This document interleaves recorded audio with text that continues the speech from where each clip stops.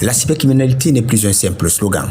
C'est une menace réelle, capable d'ébranler aussi bien les institutions que la vie des individus. Derrière les écrans se cachent désormais de véritables champs de bataille numériques. C'est pour mieux armer les internautes, mais aussi sensibiliser les responsables d'entreprises, les gestionnaires de données et les professionnels de l'information que l'entreprise de cybersécurité Kaspersky a lancé une vaste campagne de sensibilisation sur les enjeux de la cyberhygiène. La première chose, c'est effectivement de mettre à jour ces appareils et ces logiciels. Ça, c'est l'idéal puisque les fournisseurs de logiciels et les constructeurs d'appareils savent et identifient lorsqu'il y a une faille et mettent à jour régulièrement. Donc ça protège déjà dans un premier temps. La seconde chose, j'ai envie de vous dire, c'est d'avoir un logiciel de cybersécurité. Lorsque vous avez ce qu'on appelle communément un antivirus en tant que particulier ou une solution de cybersécurité en tant qu'entreprise, cette solution va vous permettre d'identifier les cybermenaces et donc va faire écran, va protéger et éviter que votre réseau ou votre appareil soit touché. Une formation interactive qui a permis aux participants de découvrir et de comprendre des concepts nouveaux et inquiétants tels que les deepfakes ou encore le doxing. L'objectif, leur donner les bons réflexes et les outils pour se protéger face à la montée en puissance des cyberattaques. Environ 400 000 menaces par jour. Vous imaginez bien que votre système doit s'adapter. Alors, effectivement, on travaille avec des systèmes liés avec de l'intelligence artificielle, c'est-à-dire qu'on ne va pas développer 400 000 antidotes tous les jours, sinon ça n'aurait pas de sens. Mais par contre, ce qui est sûr, c'est qu'il va falloir que l'on s'adapte. Et si vous voulez élever votre niveau de sécurité, elle est très simple. Il faut déjà sensibiliser votre personnel. Il faut que les entreprises sensibilisent leurs employés en leur disant, voilà, aujourd'hui, vous avez un accès sur Internet au sein de l'entreprise, c'est dangereux et il ne faut pas cliquer n'importe où, n'importe comment et n'importe quand. Le constat est alarmant. Rien qu'en 2024, le Cameroun a été la cible de près de 19 millions de cybermenaces. Heureusement, une grande partie a pu être neutralisée grâce au système de protection. Mais ces attaques visent tous les secteurs d'activité, du public au privé, ce qui pose une question cruciale. Quelle attitude adopter face à ce fléau grandissant? Car le darknet n'est plus une fiction, il est bel et bien une réalité au Cameroun. Face à cette menace invisible mais redoutable, la cyberprotection doit devenir une priorité nationale. Aux autorités désormais de prendre la pleine mesure du danger et de doter le pays de moyens matériels, techniques et humains capables de répondre efficacement à ce nouveau front de la criminalité.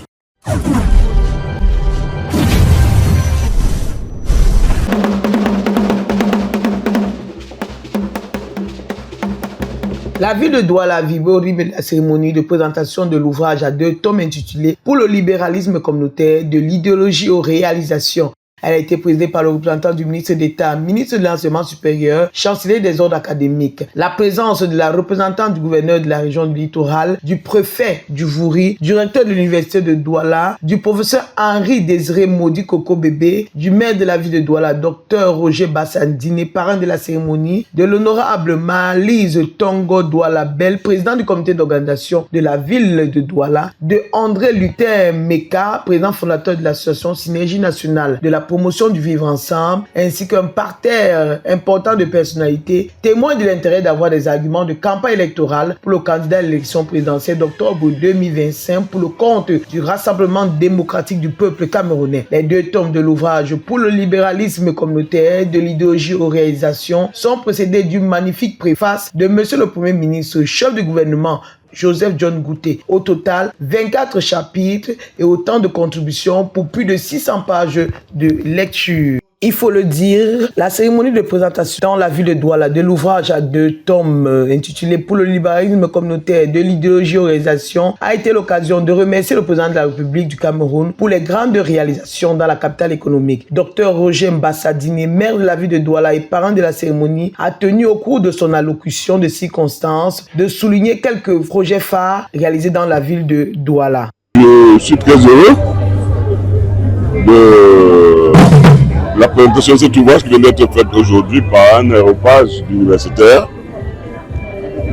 qui ont décortiqué de long en large le bilan des réalisations du président Paul Biya depuis qu'il est à la magistrature suprême. Et le fait qu'on ait besoin de 2 tomes de 650 pages chaque tome à peu près traduit bien l'immensité de cette œuvre. C'est parce que j'ai cru dès le départ que j'ai soutenu ces travaux scientifiques convaincu que si certains sont critiques, et parce que la critique est facile, il faut aller au fond pour regarder ce qui a réellement été fait, ce qui a été construit. Et un pays ne se construit pas en un jour, ni même en 40 ans. Un pays a besoin de temps. Et si vous regardez le chemin parcouru entre 1982 et aujourd'hui, c'est un immense chemin qui a été parcouru. Je crois dans tous les domaines. Je veux faire grâce aux statistiques. Elles sont dans l'ouvrage. Chacun peut les consulter. L'ouvrage pour le libéralisme communautaire de l'idéologie aux réalisations est une magnifique illustration des lumières de l'université dans la cité. Cette œuvre collective encadrée par des universitaires a en effet reçu de nombreuses contributions venant d'autres univers de la cité. L'idée était d'associer des hommes et des femmes de science, des hommes et des femmes politiques, ainsi que des membres de la société civile dans l'esprit même du Rassemblement démocratique du peuple camerounais. Tous les contributeurs et tous les soutiens de cette entreprise avaient en commun soit de l'appartenance au RDPC, soit leur grande sympathie pour ce grand parti, mais surtout leur adhésion à la vision d'un grand homme d'État, son Excellence Paul Biya, président de la République et chef de l'État du Cameroun. Pour le libéralisme communautaire de l'idéologie aux réalisations, c'est les réalisations du chef de l'État adaptées à son idéologie, à sa théorie politique de société. Il s'agit de scruter secteur par secteur, domaine par domaine, toutes les réalisations qui ont été faites par le chef de l'État et tout ce qui a été marqué par son idéologie et sa théorie.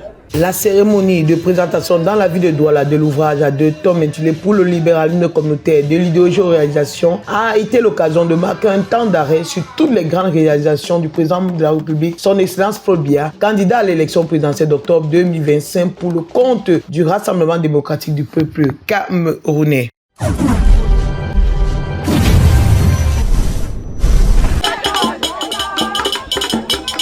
C'est une ambiance empreinte de solennité et de faste que le village Batombé, paradé à premier dans la Sanaga maritime, a vécu ce samedi 20 septembre 2025, un moment historique. L'intronisation de Sa Majesté Lucien Songhé III. Une cérémonie grandiose qui s'est tenue à l'esplanade du stade du village et qui a rassemblé autorités administratives, politiques, traditionnelles, élites et populations venues en grand nombre. En public, le nombre des femmes du choc, encore moins ses enfants. Au premier rang des invités, le sous-préfet d'Edea Premier, maître de séance, le maire de la ville Jean Linde, le maire d'arrondissement d'Edea Premier, le professeur Jacques Etamé, directeur de l'UIT de Douala, ainsi que plusieurs élites du coin.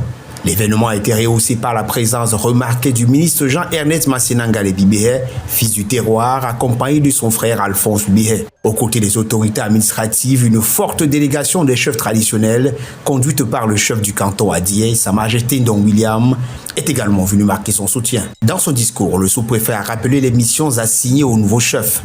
Préserver la paix, garantir la sécurité et surtout rétablir la cohésion et la réconciliation entre les fils et filles de Batombé. De son côté, le tout nouveau chef Lucien Songhé III n'a pas manqué de dévoiler les grandes lignes de sa feuille de route. Son ambition, fédérer toutes les énergies, mobiliser les compétences et insuffler une nouvelle dynamique de développement pour sa localité.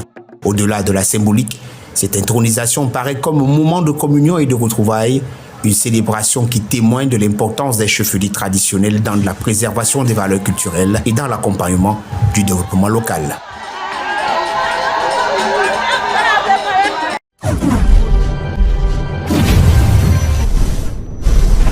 Soudan du Sud, ouverture à Djouba du procès de Riek Machar, vice-président suspendu, accusé de trahison et de crimes graves. Assigné à résidence depuis mars, l'opposant a comparu pour la première fois en public dans une cage aux côtés de ses co-accusés. Burkina Faso, Mali et Niger, le retrait de la CPI. Les 3 pays de l'Alliance des États du Sahel annoncent leur retrait immédiat de la Cour pénale internationale, dénonçant ainsi un instrument de répression néocoloniale. Il projette de créer une cour pénale sahélienne. Maroc en 2025 en vue de cette compétition africaine prévue du 29 décembre 2025 au 18 janvier 2026. Rabat met en place une procédure simplifiée d'autorisation électronique de voyage pour 8 pays africains. L'application Yala permettra aussi d'obtenir le Fan Identity indispensable pour accéder au stade. Le Botswana décrète le 29 septembre jour férié pour célébrer son relais 4x400 mètres. Sacré champion du monde à Tokyo, une première victoire africaine dans la discipline devant les États-Unis. Danemark, attaque par drone, Copenhague et Oslo ont rouvert leurs aéroports après des survols de drones qui ont paralysé le trafic aérien. La première ministre danoise parle de l'attaque la plus grave contre une infrastructure critique dans son pays. France Ballon d'Or 2025, Ousmane Dembélé, longtemps critiqué pour son irrégularité, a remporté lundi soir le Ballon d'Or après une saison exceptionnelle avec le Paris Saint-Germain. Haïti, drame à Port-au-Prince. 8 enfants ont été tués et 6 blessés dans une attaque de drone visant un chef de gang présumé dans le quartier de Cité Soleil. Des ONG accusent la police d'avoir mené l'opération au moment où le chef fêtait son anniversaire en distribuant des bonbons. États-Unis, Donald Trump déconseille le paracétamol aux femmes enceintes, évoquant sans preuve un lien avec l'autisme. Ces propos rejetés par la communauté scientifique relancent la polémique sur sa défiance vis-à-vis de la médecine. ONU, discours de Donald Trump attendu. Trump doit s'exprimer devant l'Assemblée générale des Nations unies ce mardi. Un discours annoncé contre les institutions mondialistes au lendemain de la reconnaissance de l'État de Palestine par plusieurs pays, dont la France. C'est tout pour l'actualité du jour en quelques lignes.